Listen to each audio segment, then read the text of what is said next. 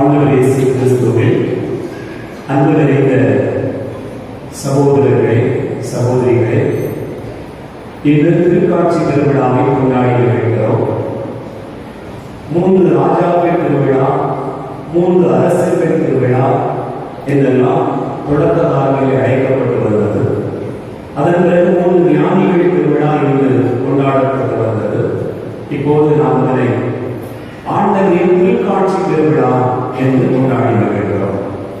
இந்த நாளில் நம்ம ஊருக்கு 9 ஞானிகள் இருக்கிறாங்க. இப்போ ஞானிகள் பெருவாக வராலும் ஞானிகளை தொடர்ந்து நட்சத்திரம் வருகிறார். விண்மீன் மொழியில் அவர்கள் அப்படியே வருகிறார். ஞானிகளை பார்த்து பயன்படாதீங்க, வாங்க.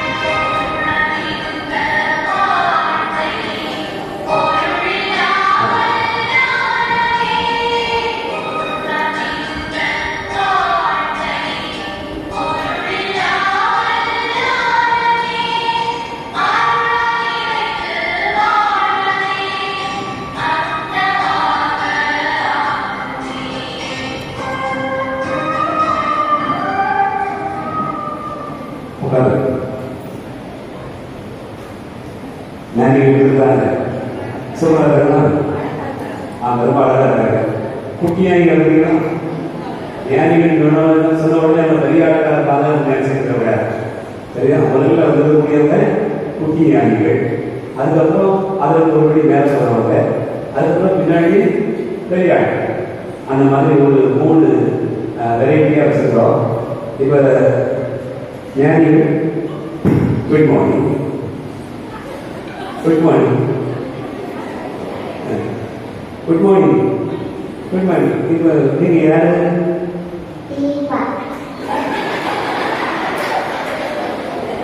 என்ன தீபாவளி பேர் சின்ன பேர் இருக்கீங்களா?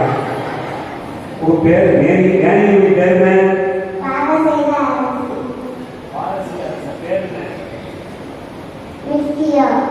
மெல்கியோ. நீங்க என்ன பண்ணாங்க? குழந்தை இயேசுவுக்கு பொன் காணிக்கையாக கொண்டது. பொன்னை காணிக்கையாக கொண்டது. நீங்க? நான் பாரசீக அரசின் மெல்கியோ. நான் குழந்தை இயேசுவுக்கு பொன் காணிக்கையாக கொண்டது. நான் மெல்கியோ அரசன் குழந்தை இயேசுவுக்காக பொன் கொண்டிருக்கிறேன். அவன் இந்த லைன் எடுத்துனா ஒரே மாதிரியாக பேச கொண்டிருக்கிறான். சரியா? ஆளுக்கு பயங்கரமான ஒரு சில பாலா அப்படியா இருக்கலாம்.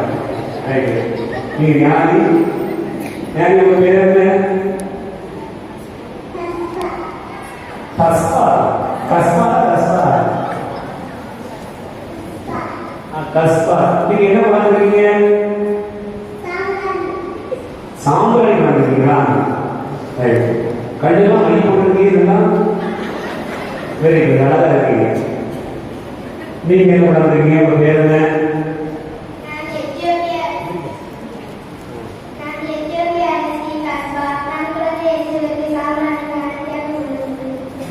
குழந்தை சாம்பிராணி காணிக்கை கொடுத்துருக்கீங்க. Very good.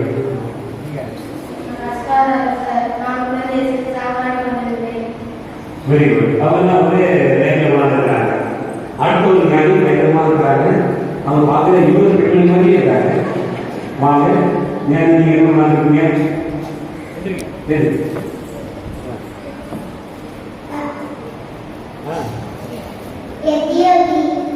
எத்தியோப்பியன் அரசி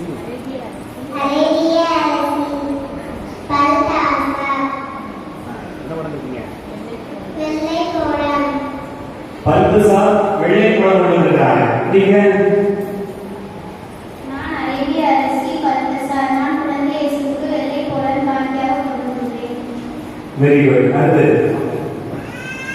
பல்தசார் அரசர். நான் குழந்தை இயேசுவுக்கு வெள்ளை கோலம் காணிக்கையாக கொண்டிருக்கிறேன். Very good.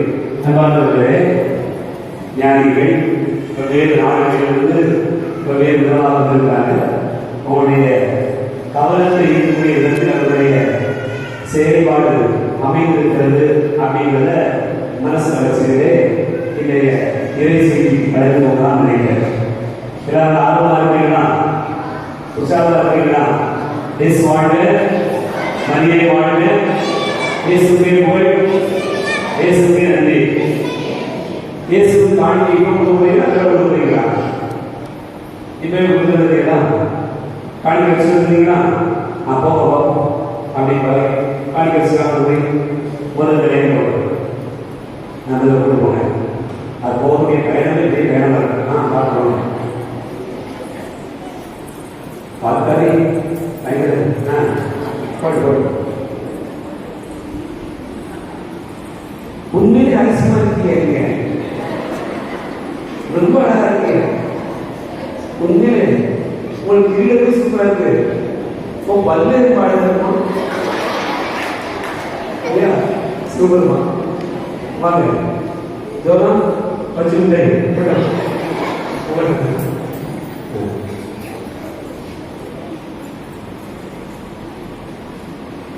இந்த அரசுகள் போனது நம்ம தான் ஆட பார்த்தாலே தெரியும். கொஞ்சம் நேரமா இருக்கலாம். சரிங்களா?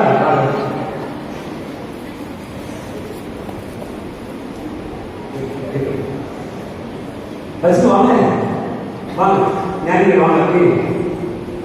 முதல் ஞானி கூட்டி கைகாலெல்லாம் கொடுக்க வேண்டியது. வாங்க உங்க வீட்டில் பாரதி வச்சு நானும் கைகாலெல்லாம் வந்தேன். வாங்க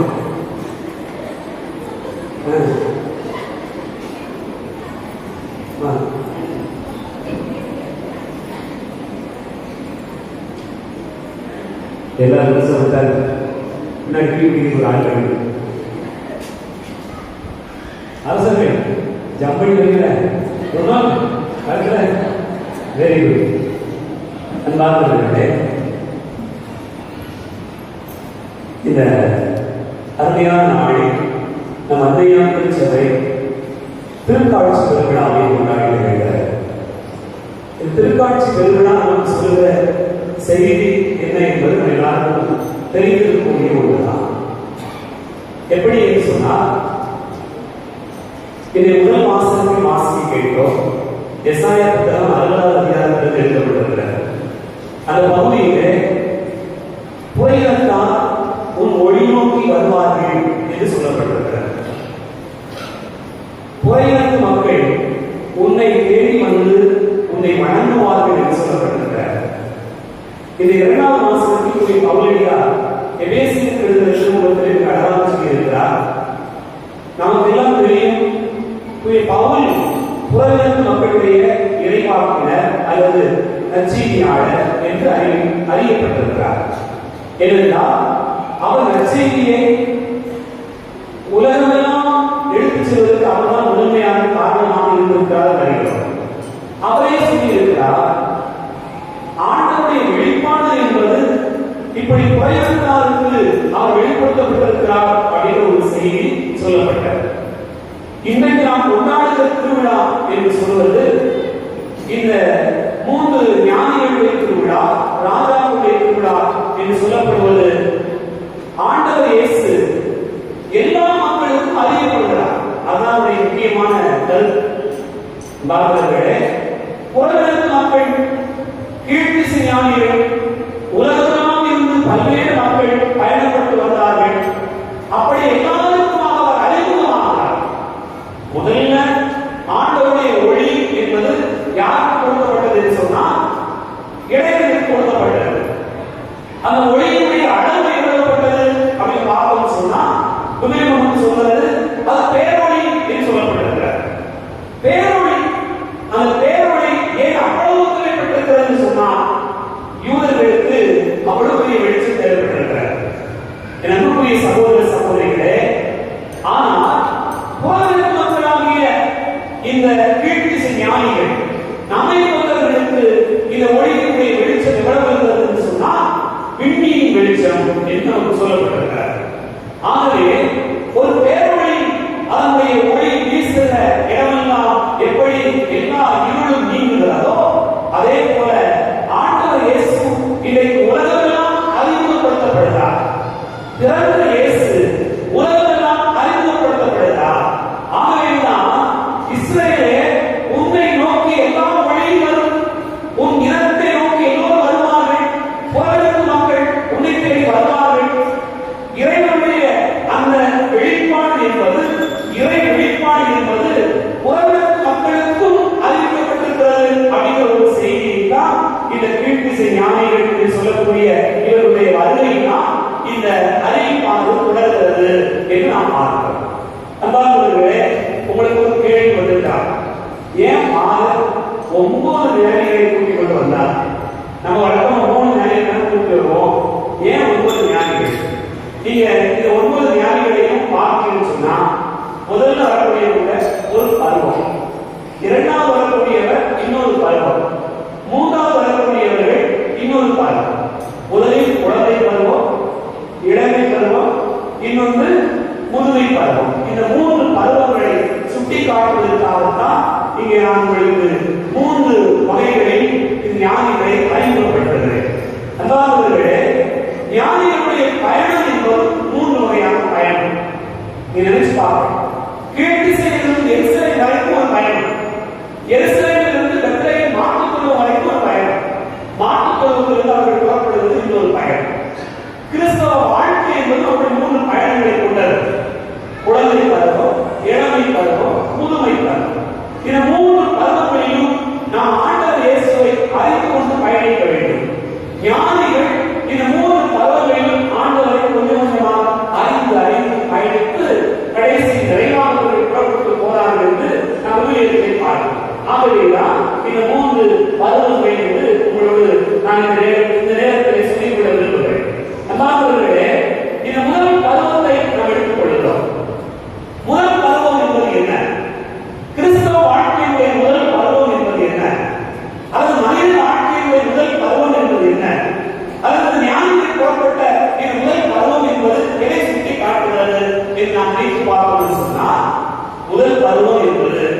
அறியாமையிலிருந்து புறப்படுகிற ஒரு பருவம். அப்படிதான் நடக்கும். சின்ன குழந்தைகளுக்கு அவர்கள் அறியாமையிலிருந்து புறப்படுகிற ஒரு பருவம். இந்த பருவத்தில் அவர்கள் புறப்பட்டு போகிறார்கள். இந்த பருவத்தில் அவருக்கு என்ன தெரியும்? அதிகபட்சமா தெரிந்தது அம்மா, அப்பா, சொந்த பந்தங்கள், அல்லது யாராவது சொல்லிக் கொடுத்த ஒரு சில வார்த்தைகள், எங்காவது கற்றுக்கொண்ட ஒரு சில பாடங்கள். இதெல்லாம் முதல் பருவம். என் அன்பார்ந்த சகோதர சகோதரிகளே, இந்த முதல் பருவத்தில் நம்முடைய கிறிஸ்தவ வாழ்க்கை ஆரம்பமாகிறது. எப்படி? கொஞ்சம் அம்மா அப்பா சொல்லி கொடுத்திருப்பாங்க, கொஞ்சம் நம்முடைய குடும்பத்தில் கேட்டு தெரிஞ்சு வச்சிருப்போம், கொஞ்சம் நமக்கு தெரிந்த பாடம். அப்போ இந்த பருவம் என்பது கற்றுக்கொள்கிற ஒரு பருவம். இது ஞானிகள் என்பவர்கள் என்ன கற்றுக்கொண்டார்கள்? அவங்களே பெரிய ஞானிகள். அவருக்கு என்ன முதல் பருவம் என்று நினைத்து பார்த்தீர்கள் சொன்னால், அவருடைய முதல் பருவம் என்பது என்று சொன்னால், ஏதோ ஒரு நட்சத்திரம் தோன்றி இருக்கிறதாவே. அந்த நட்சத்திரம் சொல்லுவது என்ன? அவர்கள் கற்றுக்கொண்டது என்னவென்று சொன்னால், முதல் பருவம் என்பது அவர்கள் கற்றுக்கொண்ட பருவம் என்பது எப்படிப்பட்டது என்று சொன்னால், ஒரு நட்சத்திரம், ஒரு வித்தியாசமான விண்ணொளி, ஒரு வித்தியாசமான பேரொளி, வானத்தில் ஏதாவது அறிவொளி தோன்றியது சொன்னால் வழக்கமா என்ன நினைப்பாங்க சொன்னா, இந்த அறிவொளி ஏதோ ஒரு செய்தியை சொல்லுது அப்படின்னு நினைப்பாங்க. நீங்களே நினைச்சு பாருங்க, நேரம் கருவறை நிற்குது, நேரம் கருவறை நிற்குது, தெற்கு பக்கமா நிற்குது, வடக்கு பக்கமா நிற்குது.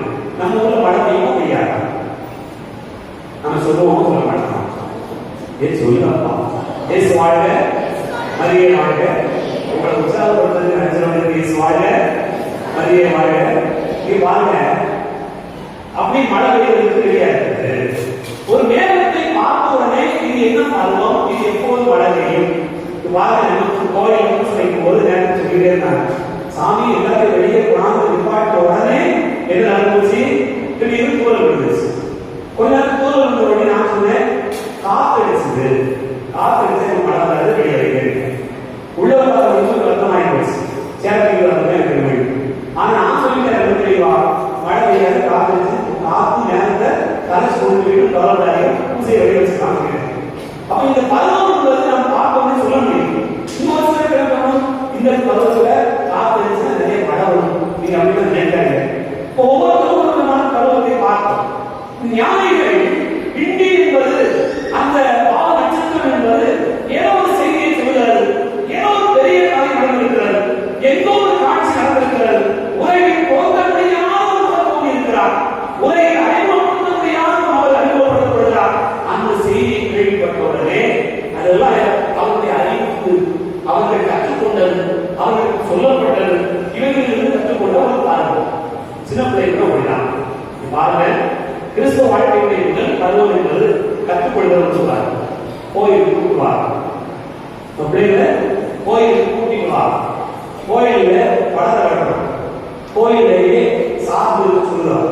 அந்த பருவத்தில் அவர்கள் கற்றுக்கொண்டால் தான் அடுத்த பருவத்துக்கு போவாங்க. இந்த ஞானிகள் தங்களோட என்னென்ன எடுத்து போனாங்களா?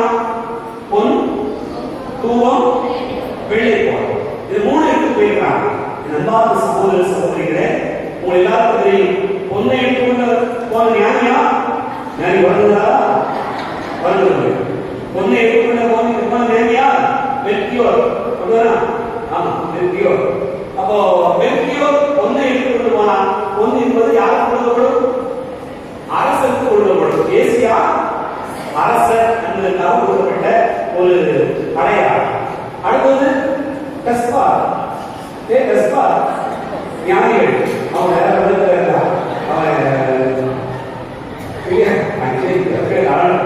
பிரச்சனை இல்லை. இது ஞானி என்ன செய்யறாங்கன்னு சொன்னா, அன்பார்ந்த சகோதர சகோதரிகளே, அந்த நேரம் ஒரு கண்டு நைட்டு போகும்போது எலும்பு எடுத்துருக்கு. அப்ப இந்த ஞானி கஸ்பார் என்ன கொண்டு போனார்? தூவம் கொண்டு போனார். தூவம் என்ன அடையாளம்? தூவம் சாம்பிராணி யார் பயன்படுத்துவா? கோயில் பயன்படுத்துறோம். கோயில் யார் போடுறா? குருவான போடுறார். அதுவே அடக்கலாம்.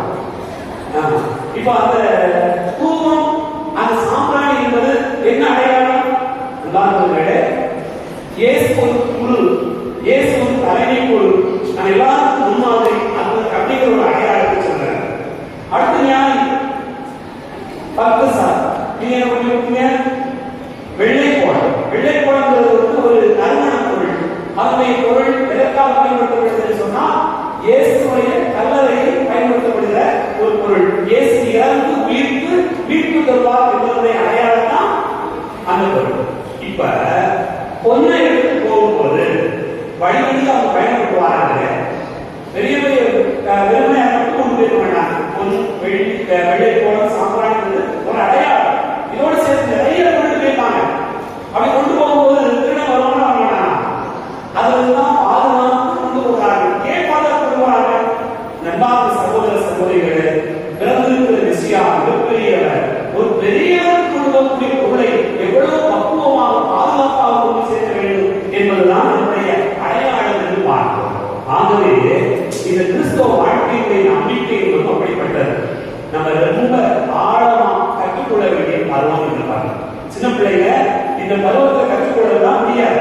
பாருங்க, காலையில பூச ஆரம்பிக்கும் போது இந்த வெளியில ஒரு 4 பிள்ளைங்க மட்டும் பாருங்க.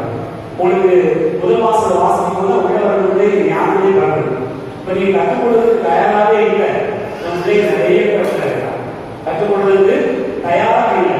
கற்றுக்கொள்ளாத ஒருவர் அடுத்த பருவத்துக்கு போக முடியாது. பாருங்க, ஞானிகளுடைய 2வது பயணத்துக்கு வருகிறோம். முதல் ஞானிகள் முடிவைக்கிறார். 2வது வருவார். 2வது பருவத்துக்கு வரக்கூடிய ஞானிகளுடைய பாதையை பாருங்க, பயங்கரமா இருக்கு. நம்மளே தெரிஞ்சுவாங்க. இப்ப இந்த 3 ஞானிகளுக்கு சொல்லக்கூடிய பாடம் என்னன்னு சொன்னால், என் அன்பார்ந்த சகோதர சகோதரிகளே, 3 பேரும் எடுத்துக்கொண்டு போகிற பயணம், அந்த பயணத்துக்கு உதவியாக இருப்பது என்னன்னு விண்ணி வெளிச்சத்துக்கு அவர்கள் புறப்பட்டு போகிறார்கள். இது விண்ணி அப்படிங்கிறது அவர்களுக்கான ஒரு வழிகாட்டுகிற ஒரு கருவி. இன்னைக்கு நம்ம சொல்லுவோம் ஜிபிஎஸ் சொல்லுவோமா இல்லையா? செல்போனை கட்டி விட்டு நீங்க அப்படியே பார்த்துட்டே போறீங்கன்னு சொன்னா திடீர்னு கொண்டு போய் சிக்காடு காரணம் விட்டுருவாங்க. அப்படி கொண்டு போய் விட்டுதா இல்லையா? ஒரு பாதத்துல கிளம்பி இருக்கிறாரு, சரி போட்டு கிளம்பி இருக்கிறது நான் கரெக்டா வரேன், ஜிபிஎஸ் கரெக்டா காரணம் விட்டுருந்தேன். ஏதாவது கொண்டு போய் அந்த வாட்டர் சொல்லி பண்ணிட்டு அவர் அளவுதான் உடம்பு நினைக்கிறதா, அளவுதான் வாட்டர் டேங்க். அந்த வாட்டர் டேங்க் போய் பண்ணிட்டு வர வாட்டர் டேங்க் பதில் வந்து திருப்பி முடிக்காரு. மணி 9:55. நீங்க பூசைக்கு ரெடியா இருக்கீங்க. ரெடியா இருக்கக்கூடிய நேரத்தில் அவர் அனுமதிக்கிறார். எனக்கு போன் அடிச்சு பக்கத்துல வந்து ஆனா எங்க சொல்லு அப்படின்னா அப்படிதான் தவறான ஜிபிஎஸ் போறாங்க. ஆனா ஞானிகளுக்கான ஜிபிஎஸ் எது? விண்டி. அந்த விண்டி வெளிச்சத்தில் வந்து சேர்ந்தார் நம்முடைய ஞானி. அந்த இடையே அவர் விண்மீனை குறைத்து விட்டார், விண்மீனை கண்டு விட்டார். ஞானி என்ன வருகிறார்? ஞானி வந்தவனை நடக்கக்கூடிய காரியம் என்ன? இரண்டாவது சகோதர சகோதரிகளே, இது ஞானிகள் எருசலேம் அந்த அரண்மனைக்கு போன உடனே என்ன பார்க்கணும் பார்த்தா ஞானிகளுக்கு எல்லாமே மறந்து. இரண்டாவது ஞானிகள் எருசலேம் அரண்மனைக்கு போன உடனே எல்லாரும் பார்த்தாங்க. அவங்க நினைச்சது என்ன? அரண்மனை பெருசா இருக்கு, விண்மீன் பெருசா இருக்கிறார், வான நட்சத்திரமாக இருக்கிறார். அப்படின்னு சொன்னா பெரியவர் தந்திருப்பார். பெரியவர் எங்கே பிறப்பார்? ஒரு அரண்மனை பிறப்பார், ஒரு பெரிய கமலாவை பிறப்பார், அப்படிப்பட்டவராக இருப்பார் என்று நினைத்துக் கொண்டு ஞானிகள் எல்லாருமே அந்த அரண்மனையில் போய் தங்கி விடுகிறார். அன்புக்குரிய சகோதர சகோதரிகளே, இந்த பயணத்திலே நிறைய இறைவுகள் இருக்கிறது. அப்போ சரியாக கற்றுக்கொண்டால்தான் விண்மீன் வழிநடத்தும். இந்த விண்மீனுடைய வழிநடத்துதல் என்பது அரண்மனைக்கு போய் சென்ற அளவுக்கான ஒரு பயணமாக பாருங்கள். அதன் பிறகு ஞானிகள் செய்கிறார்கள். அரண்மனையில் இருந்தவர்கள் நாம சரியான பாதையில் வரல, தப்பா வந்துட்டோம் அப்படின்னு கண்டுபிடிச்சு வெளியே வந்துடுறாங்க. வெளியே வந்து எங்க போய் சேர்றாங்க? பெத்லகேம் போய் சேர்றாங்க. பெத்லகேம் போற வரைக்கும் விண்மீனர்களுக்கு வழிகாட்டுகிறார். இன்னைக்கு நம்ம ஊர்லயும் கூட நிறைய நேரங்களில் பாதையை குறைச்சு வரணும். உதாரணத்துக்கு சொல்றேன், நம்ம ஊர்ல நடந்து சொல்றேன். ஓதிசு பேர் ஊருக்கு 4 சரிதானா? ஓதிசு சவழி வயசு சவழி முடிச்சு கண்ணத்தை பார்த்தா நல்ல பஸ். சரியா? கண்ணத்தை பார்த்தா என்னது? நல்ல மாட்டு பஸ். ஏன் அப்பா 50 வரைக்கும் போயின்னு சொல்லி பஸ்ஸை ஏற்பாங்க. பஸ் ஏற்று பார்க்க வேண்டியது பஸ் என்ன செய்யறான்னு சொன்னா அப்படியே சுற்றி கொடுக்கிறார். ரஸ்தா போதுதான் ரஸ்தாவில் நிகழ்வு போயிட்டான், நதியூருக்கு போயிட்டான். நதியூருக்கு நிகழ்வு போயிட்டான், குருக்கரவட்டிக்கு போயிட்டான். குருக்கரவட்டி கூட்டு போன நதி போயிட்டான்.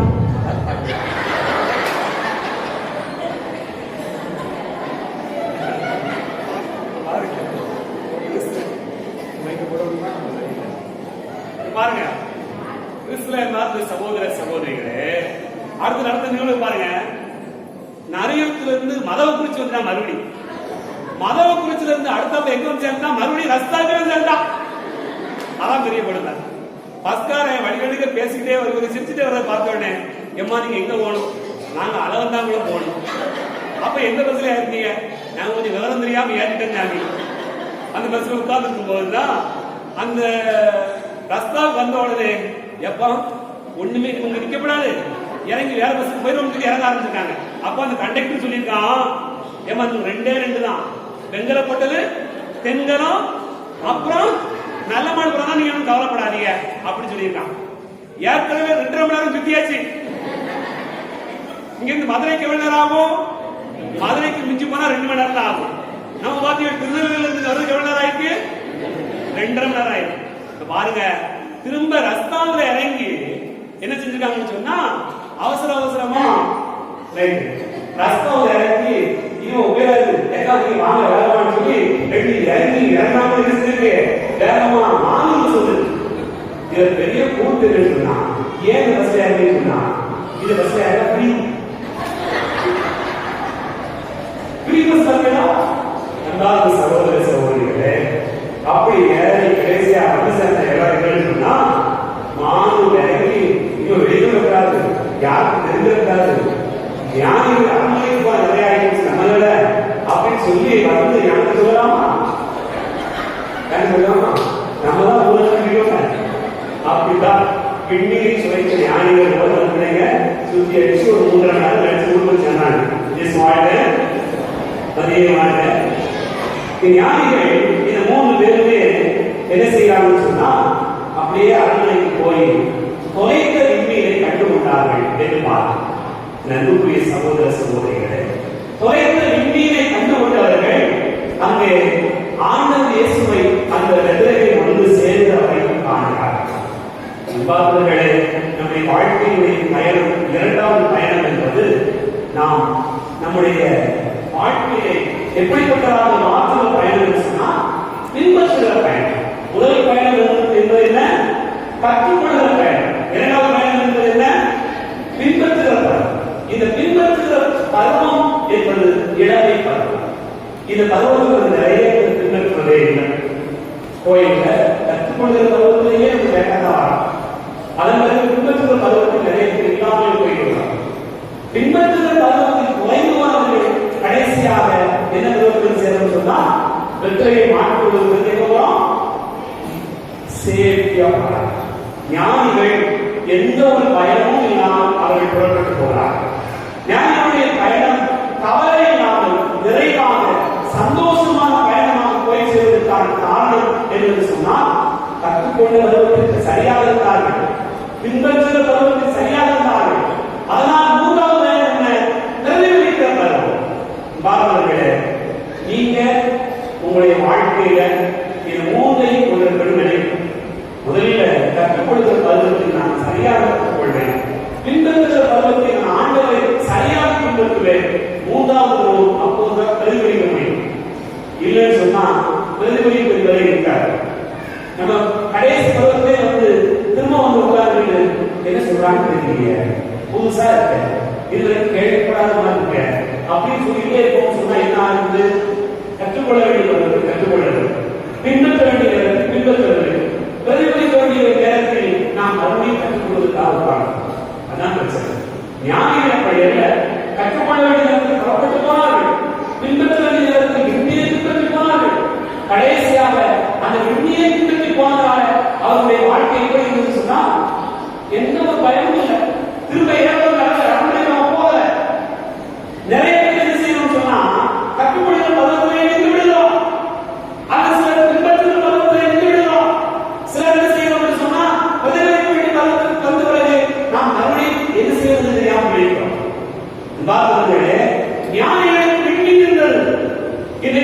விண்ணி எது?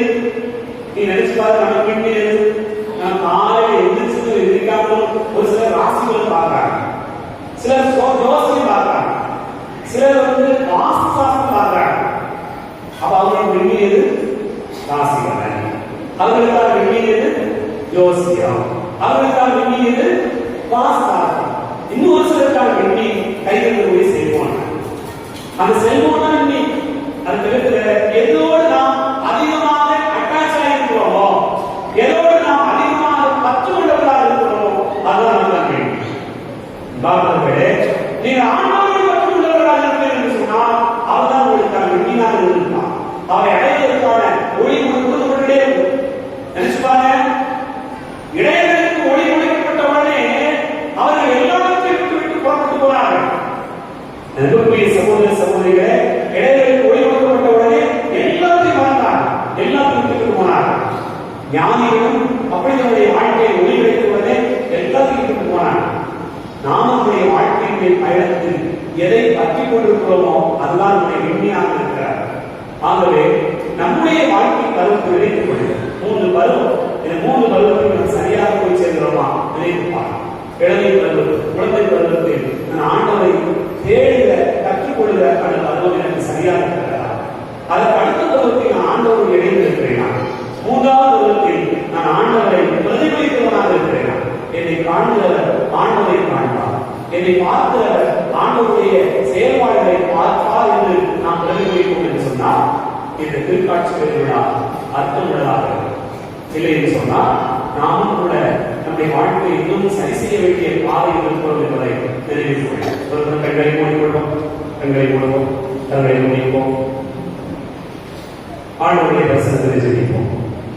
எங்கள் அன்பின் கண்கள் திருவள்ளுவரிய ஆதிப்பதற்காக நாங்கள் நன்றி கொள்கிறோம்.